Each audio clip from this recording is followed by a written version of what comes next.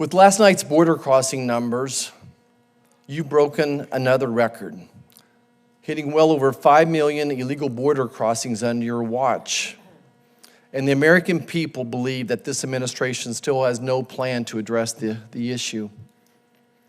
The safety and security of families is the number one concern I hear from my parents, from my family, from people up here in the Senate.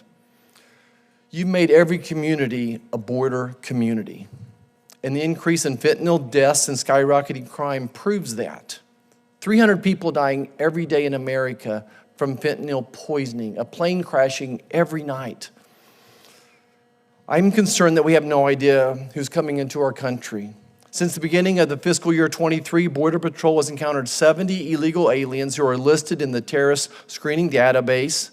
In fiscal year 22, 98 illegal aliens on the terrorist watch list were encountered at the southern border. Do you know how many terrorists, including this database, have crossed our southern border and are currently residing in our country?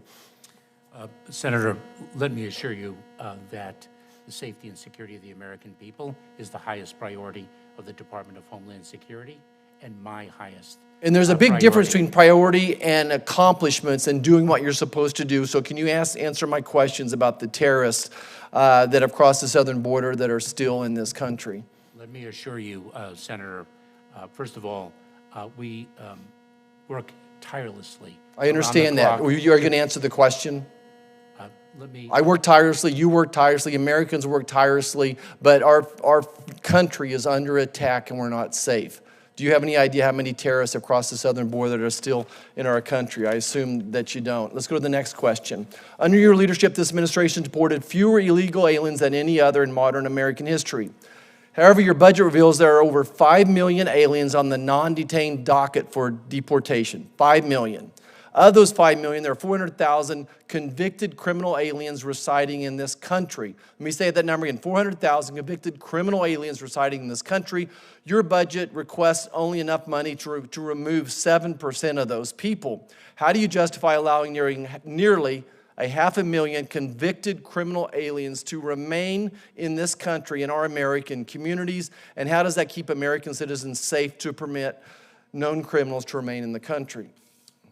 Senator, a number of things, if I may. I'd rather have the short answer on this question. I'm going to give you lock in on this question if you can, please. I'm going to give you a short answer, and it has multiple parts because there are multiple responses.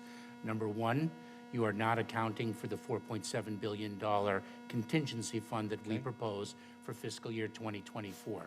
Number two, this administration has removed more aggravated felons per month than the prior administration. Number three, when you cite the removal numbers, you're excluding the fact that we are obligated to enforce Title 42 of the United States Code, the Public Health Authority. Of those 400,000 convicted criminal aliens, how many do you plan on removing? We are going to focus our efforts on the safety and security of the people and remove any individual that presents a public safety threat to the fullest extent that our resources permit. Do you feel like leaving any of those 400,000 terrorists inside our country makes us more safe or less safe? Senator, I'm not, first of all, you have an inaccurate factual premise to your question.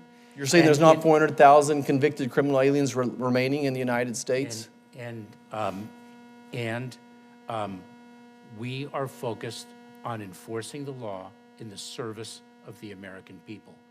We will then do your job. Listen, my next question. According to documents released under the Freedom of Information Act, you have used your private email for official business. How often do you use private email for official business, and how are you following the DHS policy on the use of non-DHS email accounts for official business? Mr. Secretary, I think there's some hearing issues. If you could speak a little bit more into the microphone, it would be helpful to our folks here. Is that helpful? Your assertion is false, Senator. Okay. And let me share something with you, because you mentioned something about your parents, and I'm gonna have a point of personal privilege. Then I'll want my time back. If we're getting a lecture from the Secretary, then I want you to answer my questions, not give me lectures. So you're not using your personal email for official business? You deny that? Senator, if somebody errantly sends me an email on my personal email that should have been sent to my work email, I forward it to my work email. That's what I do. I fulfill my responsibilities scrupulously, and I have 100% confidence in the integrity of my actions. I appreciate the and let- answer. Thank and let- you. I appreciate your answer. I want one more point I'd like to make here. The Secure Fence Act mandated that the Secretary of DHS, that would be you, achieve operational control of our borders. Mr. Secretary, our borders are not under control. Mr. Secretary, you are derelict in your duties. I would be derelict to not do something about this. And that's why I have a draft resolution here that I intend to introduce in the coming days that would require the Senate to take a vote of no confidence on Secretary Mayorkas. As I've stated on the record before, I stand at the ready to receive articles of impeachment from the House and conduct an impeachment trial in this body. But in the meantime, I think the Senate must show our colleagues in the House that we've had enough of the failures from the Department of Homeland Security and believe that the Secretary is not fit to faithfully carry out the duties of his office. I would like to insert this into the record.